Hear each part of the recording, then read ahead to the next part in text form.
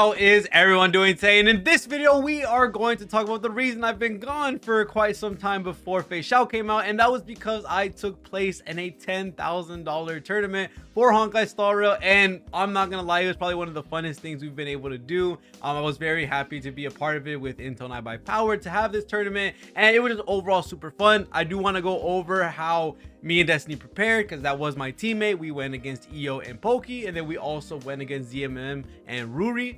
Amazing opponents. They were absolutely fun to go against, and honestly it was a bunch of surprises as we were doing the process and how the drafting was and the actual runs themselves, which I do want to talk about. We did win, but there's a little asterisk next to it because I will be explaining that later towards the end after we talk about Ruri and ZMM versus us, which I thought was a really cool freaking match. But let's go ahead and start with the first couple of things when it comes to the tournament. First, I kind of wanted to start with the draft process for the first match, which is me and Destiny versus EO and Pokey. And I think that's a really cool starting point for this tournament, just because although it sucks that we had to fight some of our fellow content creators that we are personally close with super early on, it was still a good match nonetheless. So we don't have commentary for this right now. For some reason, I can't play the audio tracks for all of them at the same time, so I'm just gonna have to deal with that. But for the draft phase initially, me and Destiny prepared a crap ton of teams to be able to deal with a majority of side 1 and side 2. A lot of the high priority characters were definitely Destiny's Boo Hill for what you saw in the gameplay portion, that she got a 1 cycle, which was by far one of the coolest things ever. Well, actually it was a 2 cycle. If she had good RNG, it was going to be a 1 cycle. It was consistent 1 cycle before the tournament. We got bad RNG. The same thing goes for Yun Li. Yun Li was a very crucial pick for side 1 and side 2, just because she could clear both with relatively easy cycles, and having a character that can bounce between either or was a pretty big deal, especially when we're in this draft format where you kind of don't know what you're getting. So having a character that can do either A or B is a pretty strong thing to have, especially in these drafts where you don't know what your team is going to be. So we tested a lot of different teams with Yun Li. We were trying our best to get Boo Hill, and the way this ended up being, which I'm going to try my best to go in little increments of the bans and picks. The first 2 bans, that was a little too fast. The first couple of bans were Acheron and Dill. Now, the reason we banned Acheron, or the reason they banned Acheron, is because I have an E2 Acheron and Destiny has an E2 Acheron, which is 100% a smart pick for them to take that off the table. There's no reason to give us our E2 Acheron, especially if we were to somehow get the perfect team for her. That would have led to a 1-0 to by max 2 cycle for the second side, which we know Aventurine is by far the hardest. That is something that both teams took into consideration, that we wanted to overstack the second side for Aventurine. That way, if you're putting that game, you're not there for too long, so you want to try to KO them as much as possible, which is why the Boo Hill pick was so crucial for us, or the Boo Hill pickup, which is a pretty big thing. The next ban was going to be our ban, and it had to be Dan Heng. It had to be Dan Heng, just because we could not let Mr. Pokey use his E2 Dan Heng. E2 Dan Heng was a free and easy 0 cycle for him if he were to have his E2 Sparkle. I think he has E2 Sparkle, and he also has Dan Heng at E2. That was just a recipe for disaster, so we were not going to let him have that. There are, of course, more evils to, of course, ban, but E2 Dan Heng is going to take away a DPS choice from him and also an E2 from him, which is a pretty big thing in this tournament, especially because E3s and above that's when the units started getting banned. So E2 was a very scary thing no matter what unit had it. So the next few picks were going to be Robin on their side, because 100% if a team didn't pick up or ban that one of the 2, super supports, you were going to pick Robin, you were going to pick Ruan Mei. Now, luckily enough, they did pick Robin, which was a pretty big help for us, because that allowed us to get Ruan Mei, who fit into our game plan a little bit more. And this had us in a crossroads. This allowed us to be able to think of 2 different teams since we did get Ruan Mei. Having Ruan Mei, we were already thinking, okay, we might be able to build Destiny's Boo Hill team, which was by far our #1 priority. That way we could get a low cycle clear for the tournament or for the second side, which is going to be a big help for us. And then when they went back to their pick, they got Sparkle. Not gonna lie, that was a little bit worrisome, just because having both Robin and Sparkle was a pretty big pickup for both of them, because they could bring out characters that would necessarily be able to use those 2 effectively and get some pretty low cycle clears. Then we picked up Yunli for the same reason that I said. Yunli is a really good character for both side 1 and side 2. So it's definitely something that we wanted to make sure to get. That way we had the leeway of being able to make a team that was going to somehow either do good on side 1 or do good on side 2 if we somehow don't get Boohill, which we weren't too worried about because we already had picked up Ruan Mei. So we had a for sure Boohill pick unless they banned him here. But this is where the cool thing happened, or I guess you could say the more important picks or the more important bans of the draft phase is that we went ahead and banned Dr. Ratio. And the reason we banned Dr. Ratio was because with Robin on the team, we kind of don't want to let y'all have follow-up. There's no way we're going to let y'all have the full IPC team because that just screams 0 cycle to 1 cycle on side 1 or maybe even side 2, depending on how you play the character. Taking away Dr. Ratio was effectively a double ban for us realistically until Pokey decided to play a team we never even thought of. So we'll get into that when they start picking their characters again. Dr. Ratio was to ban Dr. Ratio, of course, for follow-up, to take away Hyper Carry Ratio, to take away IPC, and then also to take away Topaz. That was our initial thought. We take away Dr. Ratio, no one to use Topaz with. That was our initial thought because we completely forgot about what Pokey was going to pick later. So we thought that was by far one of the smartest bans. This also takes away an option away from EO because we all know EO has one of the best follow-up teams in comparison to a lot of us, because I don't invest crazy into follow-up as much as EO does, and Destiny doesn't either. EO just has a really cracked out follow-up tech team, so we could not let them have that for any way, shape, or form. They went ahead and banned Firefly. Now, the Firefly pick honestly was a very smart choice. I was very upset that I didn't get to use my Firefly because my Firefly actually had a really cool team that I was going to run her with, and I had even boosted her to bigger heights right before the tournament. 166 speed out of the in battle, and she still had 242 break effect. I was going to go crazy, and I was very excited to hopefully run a team, but I didn't get the chance to because it was banned on both phases of the draft. I was going to actually run Firefly with having HMC because of course you do need HMC to make Firefly work. That's effectively a double ban. If you ban HMC, you can't use Firefly without her. So until there's another super break support, HMC is pretty much glued to Firefly, or Firefly is glued to HMC. So banning HMC would have been a double ban. They banned Firefly, so it didn't really even matter. So it would have been HMC, it would have been Firefly, and then it was going to be Black Swan, and then it was going to be Welt.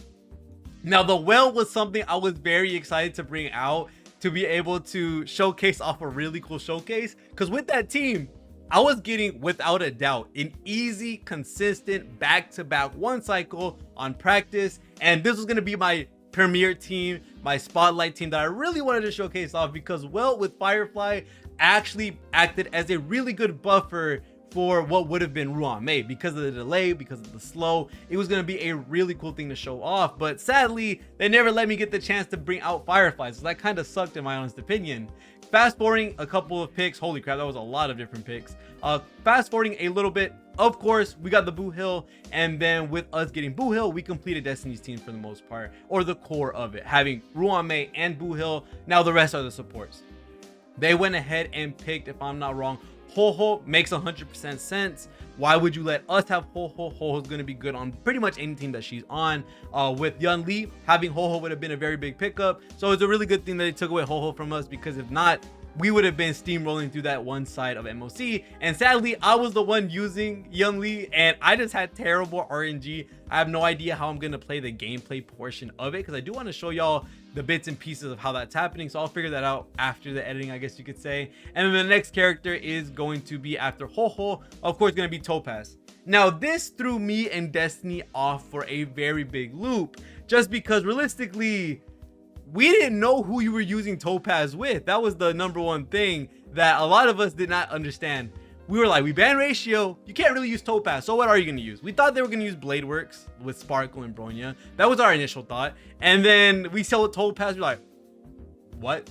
We were confused. We didn't know what was going on. So at that point, we were still stun locked on why they picked Topaz until they eventually picked March 7th later on. And after Boohill, we secured Pella, and Pella was for Destiny's team because she was practicing Pella, Ruan Mei, Silver Wolf, and Boohill. So technically, she has her full team already with those 3 characters. We basically secured the 1 to 2 cycle guaranteed for side 2, which is a very big thing to have.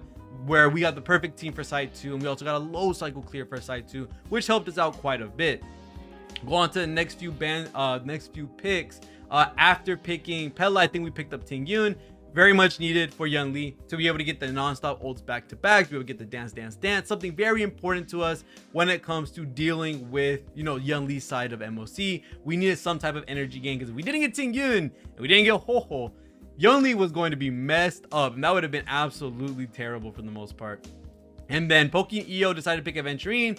1000% makes sense. They're basically building up all the follow-up tag team with Robin, with Topaz, Aventurine. It made a lot of sense what they were doing with that sustain. I personally wanted Aventurine to be able to help out with keeping the team alive. We were able to keep the follow-ups coming out for extra damage. That would have been a really nice thing, and to take away Aventurine from them, but they ended up picking up Aventurine first, so that ended up being how that was. This was a pick I did not expect, neither did Destiny expect, and it was the March 7th pick. I don't know why in my head and in Destiny's head we did not think of Topaz and also March 7th. That was something that did not come to our mind when we were doing the draft process, but we already had our 2 teams locked down. We basically had the core components of those teams, with Buho having Ruan Mei, with Yun Li having Ting Yun. So we weren't too stressed about it at the moment, but we were scared of the Sparkle and Robin pick. But realistically, we did not expect this team to come out, which is March 7th and Topaz, which was a really, really good play on Mr. Pokey for finding this team out, which was a pretty good thing. We ended up going for the Black Swan over deciding between Black Swan and Jiao Shou. Jiao Shou, of course, helps out ultimate damage and receive damage for Yun Li, but because I do own the E1 Black Swan, I get 20% physical shred onto the enemy, so I ended up picking up Black Swan instead for my team, which honestly didn't do too bad realistically when it comes to him versus Jiao Shou. And they picked up, and then we picked Luocha because I needed a sustain. There was no way I was going to go sustainless with Yun Li, because that would have been a little too scary to do. Luocha was a pretty nice pick. I think of all the different sustains we had out at the moment, I don't think there was anybody else I could have picked realistically. Luocha was going to help with the off-field healing. He was going to end up helping us with the off-turn cleansing, which could help us out in the long run. And funny enough, ended up being my sustain for both sides of the PvP matches, so that's pretty funny. But other than that, the last pick was going to be Silverwolf, and then they picked up Clara, which we also did not expect. But realistically, looking at the MOC that we have right now for Star Rail, there really wasn't many choices you could pick up for this MOC, because it was all wind and imaginary. There was really no leeway in what characters we could use, so the DPS roster was very limited compared to a lot of the other MOCs we've been going against, and I could see why the DPSs were starting to dwindle down. And that was kind of our game plan at the start, was to dwindle down as many DPSs that make it as easy for the other team to clear. And thankfully enough, we got Yun Li, we got Boo Hill, we got pretty much our characters that we wanted, and then we tried our best to ban the characters that made it a little too easy for them to clear. We banned REHOO, we took away Ruan Mei, of course, they took away the Robin. Then we started taking all the really good supports, which ended up helping us out. Did not expect Pokey and EO to bring out the March 7th and Topaz, which was going to be a really crazy thing because we did not expect how that was going to go. But of course, as we actually did the matches, or we went into the gameplay, the funny thing is that when me and Destiny ended up doing my R runs, for me personally, I fumbled so bad. The reason I say I fumbled so bad is not because like I threw or anything. It was because previously, funny enough, because I did end up getting a 3 cycle for my clear, previously I was getting 1 cycle consistently with this team, like non-stop, back-to-back 1-1-1-1-1. And upon time for the actual tournament, when I did my run, I had supremely different RNG, or the worst type of RNG I've ever seen across all my runs. They were hitting everybody but Yun Li, and that quite literally threw me off my game. I quite literally did not understand where I was at the point, just because the results of what's happening on screen and what I practiced so many times beforehand didn't happen in any way, shape, or form. It was a whole different battle at that point, and I kind of didn't know what was going on. I even asked Destiny during the tournament, can I have the reset? Because I know I can 1 cycle this. I've done it a billion times, and for some reason the RNG just didn't go in my favor, and she knew that that was the case. I can 1 cycle a billion times, but according to Vulcan, he peer pressured me into not doing my reset. He was like, oh, what if Destiny wipes? And I was like, Which I'm not gonna blame that on him in any way, shape, or form. I think it was a little bit more of a funny content. It was a comment. I think it was like, oh, Destiny, why did y'all lose the tournament? I was like, oh, okay. And then Destiny as well was worried because she didn't have a sustain, which we practiced that she wasn't gonna have a sustain, just to give us that really cool Boo Hill team that she did run. And with that being said, I just went ahead and took my 3 cycles. Very upset that I didn't get the 1 cycle that I was practicing non-stop of before the tournament, because this was a team I kind of practiced with beforehand, minus Luocha. But when I was practicing while we were gearing up our characters, these characters were already geared up with what they needed. I just went ahead and straight up practiced the run before the tournament or before the match, and I was able to get 1 cycles. So it kind of sucks that I did get the 3 cycle for this, but I didn't want to risk Destiny not getting either the 2 to 1 cycle or the consistent one that she used to get, or wiping. That was a pretty big thing I did not want to happen. So I just took the bullet and decided I'll just keep my 3 cycle. Hopefully Destiny comes in clutch, which I knew she would. That team that she carried out with Boo Hill and also Ruame was by far a really crazy play. This team really exciting too. Did not expect Topaz, Robin, and Marsh to be doing as much damage as they did. Really good play from Mr. Pokey, in my honest opinion, with the team that he had. And he did say he pulled S5 of this light cone just for the tournament, which is kind of crazy because I also bought some traces just to be able to make sure I get a little bit more damage in. And it just bit me in the butt, sadly. And then, of course, with having Destiny do her run, which is Boo Hill, Ruame, Silver Wolf, and Pella, she did absolutely amazing. She was by far nuking all these enemies, and I literally skipped 1 second and all that HP is gone. Look at that, 728k, although they banned Boo Hill's light cone, if I'm not wrong, which was absolutely insane because that still gave Destiny the 2 to 1 cycle, which was pretty cool. The light cone ban was a little worrying for us. We did think they were going to go for Young Lee's because Young Lee's just makes it absolute RNG to what's gonna happen. If they banned Young Lee's light cone, I think I would have fumbled very badly, but thankfully enough, they decided to go for Boo Hill's light cone. We already tested what if they banned Boo Hill's light cone, and it was pretty much similar results with a little bit more added RNG. So realistically, I wasn't too scared when they banned Boo Hill's LC because we already practiced that. It was a pretty good thing that we got, and she got her perfect team, which is pretty much the best part of it, which was a really cool thing. So I ended up getting a 2 to 3 cycle. Destiny got a 2. We both had bad RNG on our runs. I was getting consistent 1s. She was getting consistent 1s. And upon tournament time, I don't know, something just happened where we weren't getting the RNG we wanted. But overall, really freaking cool team from Destiny when we were practicing this. And she was overall just a really good teammate in helping each other figure out the drafts. We were pre-drafting, thinking of situations. And funny enough, when we did draft, the situation that ended up happening within the draft, we did plan for already. So it's a pretty cool thing to see how all of the time we spent, because we spent both days that we knew of the tournament to immediately start planning, immediately start practicing teams, which I think was a pretty cool thing for us. And then on to the next match, which was the finals match. This was a little bit of a funnier one. I really enjoyed this draft process for ZMM and Ruri's match because for this match specifically, they banned Ruame. They wanted to get Boo Hill off the board. We saw your 2 cycle, your 2 to 1 cycle Boo Hill. We do not want him on the field. Take the Ruame away. And they took away Ruame, and that effectively took out Boo Hill. So realistically, that was a very smart choice on them. Then we ended up banning Don Hung. Now, funny enough, we didn't know if they had E2 Don Hung or not. Funny enough, me and Destiny literally did not pay attention to the match of Gacha versus ZMM because we were too busy thinking about what are Pokey and EO going to do. So we were very tunnel vision at the moment. So we really didn't get to see their accounts as good with us having the information available to us. We sadly didn't get to look at that and be able to use that to our advantage.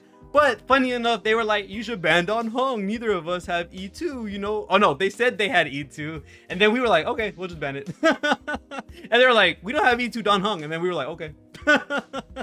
Which I thought was a really funny thing. We did the Don Hung pick, which at the moment, because hindsight ends up kicking us in the butt later, we picked Don Hung to bait them to get Robin. And this sounds really stupid. It does. Baiting someone to get Robin makes no type of sense because Robin is by far one of the strongest supports in the game and by far one of the most universal supports in the game. So we wanted them to get Robin. We knew they were going to get Robin because if they banned Ruame, we banned Don Hung. they're getting Robin. There's no reason anyone would pass up Robin first try. And what we wanted to do was ban Robin so that we could secure our DPS. We were like, we want Young Lee and we want Acheron, which were two very monumental picks, because funny enough, ZMM and Ruri actually picked those two up as their first two picks against Gacha and Doggos. So we took Young Lee, we took Acheron, we already have our DPSs. The cool thing about these two characters is they have a multitude of different supports, different characters that they can rock with that will give them a complete team. So honestly, we weren't really scared for the most part in regards to what we could have picked and what was going to happen. It could be a ban for, let's say, someone like Tingyun, we'd pick up REHOO. They'd be a ban for someone like Jiao, we pick up Black Swan. There's a lot of different substitutes that we had available to us that we're going to be able to abide well with these two characters that we ended up picking for our DPSs. So with us baiting them into getting Robin, aka baiting, we thought we had it secured with the DPSs we got. Of course, we didn't really expect them to pull out what they did, and we kind of were getting a little overconfident just because of what they ended up drafting, which I am going to go for a little bit more just to see what we got. There again, Sparkle Robin. We did not know at the time they had E2s, which was absolutely insane to see that they both had E2s, or Ruri had E2s for Robin and Sparkle. If we had known this information, we would have let them got both. We did not. We thought they were E0. So we thought this was fine. We got the DPSs. We're cool. They had the support. That's cool. They have no one to use it on. That's what we thought. That's what we thought. Well, we go ahead and we ban Dr. Ratio. And the reason we ban Dr. Ratio again is because it's effectively double bans an archetype. It bans away hyper carry ratio, and this bans away follow-up ratio with Topaz. And we do not want this guy working around or walking around with Robin on his side, because that's obviously going to be a low cycle clear. So we banned Dr. Ratio. So funny enough, this was the exact same bans that we did against Poki and EO, because this allowed them to get Robin so that we could take away Young Lee and Acheron, and we banned Dr. Ratio. That way they can't do Dr. Ratio Topaz or Dr. Ratio Hyper Carry. Going on to the next few bans, or the next ban, they banned Tingyun. 100% makes sense. They wanted to get that away from Young Lee because Young Lee really loves Tingyun because of the energy, because of the dance. So I think we ended up picking REHOO because we can't have one energy, we need to have the other energy. So we went ahead and did that. The big thing about this was that Destiny was taking up Young Lee's side because I did have E2 Acheron. I don't know if Destiny had E2 Acheron, but I did have like all the Eidolons for the team that I wanted to use, and I did have a lot of these characters leveled up that I think that's why I picked up Acheron, and that's why Destiny did Young Lee. I can't remember 100%. But going on to the next pick, we did end up going against a Boo Hill and HMC. And funny enough, me and Destiny were a little confused about the Boo Hill pick without Ruan Mei, just because we would think that they would have to get a Bronya or use the Sparkle for Boo Hill for the advanced forward, which makes 100% sense. But when we saw the gameplay and ZMM did his run and Ruri had their run, the team compositions we thought of that they were going to run were completely different. That caught us off guard. We went ahead and picked up Black Swan for the Young Lee. That way she was able to get the physical shred off E1 because Destiny also had E1 plus Jiao Shou's Light Cone on Black Swan, which gave us a pretty big boost in damage for Young Lee. And then we ended up picking up Jiao Shou, of course, for Acheron to get those massive stacks that Acheron was going to be getting when she was paired up with Jiao Shou. So that was pretty much a good pickup for both of us, since these two are really good debuffers. They ended up picking up Aventurine. Again, 1000% makes sense. They had Robin. They're going to build up the follow-up tech team. So Aventurine Robin is going to help out a lot for them. And then they picked up Gallagher for what we assumed was for Boo Hill, and we ended up getting that one right. We ended up picking Pela Luocha. Pela for, of course, to help out with Young Lee's team to be able to get that defense shred so we get that damage up. That way we could try to destroy the enemies as fast as possible. And then Luocha for my team, of course, because I had to just always take one of the lesser sustains just because everyone else was taking Gallagher, which I wanted to try for debuff potential. Aventurine I wanted to try for debuff potential. They just did not let us have it. And then they finished it off with a Jingliu. Now, we thought we had it in the bag. We thought we had it in the bag because of their team comp. They don't have advanced forward but Sparkle for Boo Hill. They have Jingliu, who we know isn't the best of the best at the current moment anymore in the meta. And especially because we know Jingliu is going to be side 2, Jing Liu is not going to take out Aventurine immediately. Like Jing Liu is going to have to deal with a bunch of different games. They're going to have to deal with an insane, and I mean an insane amount of RNG. And then Ruri just brings out this Goliath of a team. Aventurine, Sparkle, Robin, Jing Liu. This was by far, in my opinion, the highlight of the tournament for me, because this ended up being a, oh, we won this easy, we got it. The team that they're running, they're not zero cycling nothing, they're not one cycling anything, we're good. Holy crap, did Ruri come out to play? Ruri zero cycled Aventurine with Jing Liu, and it caught everybody off guard. This was by far the coolest thing ever, and I was very happy to go against Ruri and ZMM. Really fun time. They didn't make it easy for us. A super cool and just overall really nice event. I just really like how the ending of the tournament ended up going as basically stressful for both teams, because both ZMM and Ruri, they had a pretty high cycle count. Even though Ruri ended up getting the 0 cycle, Destiny ended up getting a 3 cycle, if I'm not wrong, with Yun Li. She said she was getting consistent 2s, even a 1 at one point for her team. Bad RNG ends up happening again.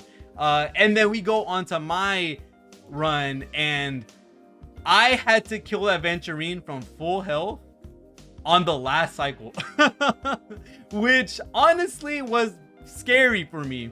I didn't expect to get 3 ults back to back to be able to clear this much amount of health at the very end. I was at the second bar for Aventurine by the time it was my last cycle. So by the time I got to the last full bar, which was the last section of this bar, I had to waste the ultimate to keep the cycle, or to basically get into the next phase. That way I can start using all these debuffs. And I had one last cycle left. This was literally the end for me. I didn't want to lose, and I didn't want to, of course, I didn't want to lose the first place. I wanted to at least tie or win. Now, at this point, the win was gone. We had to tie or lose, and I really did not want to lose. So thankfully I had a reset in case I needed it. But somehow, in the middle of me getting all these ultimates for Acheron, I ended up getting lucky, and he put Acheron into the game, or he put the full team into the game. And this gave Acheron the last ult she needed to be able to give me the tie with ZMM and Ruri. And that is where the asterisk comes from for the win of the tournament, because this win was split amongst 4. It was a first, second, third, and fourth place. Fourth being God Doggos and Gacha. Third being Pokey and EO. Second place and first place were collected the prize money, and we split it in equal force because we did tie with ZMM and Ruri. And it was funny because either it was Apocalyptic Shadows match, or we just split it in 4. And we all agreed to just split it in 4. We were all tired. We were there all day for the event because we had to practice. We had to make sure everything was good for the stream, and we decided to go all in on splitting with 4. And by far a really good event between Intel and iBuyPower. A really cool tournament. Hopefully we can do more of these. I think these are super fun, especially being able to meet new creators, being able to talk to ones we already know, being able to compete, because I do think the competition part is by far my favorite thing. And just overall getting to see these cool clears like Destiny's Boot Hill clear, seeing Ruri's 0 cycle with Jing Liu, I think those are really cool. And of course the hype moments between Ruri getting a 0 cycle and me tying it up with the last Acheron ultimate to tie up the first and second place prize. So technically we did win, but so did, you know, Ruri and their team. So it was a really cool event, really fun one at that. But that's pretty much it when it comes to the tournament for Honkai Star Rail. Really fun event, really cool event. I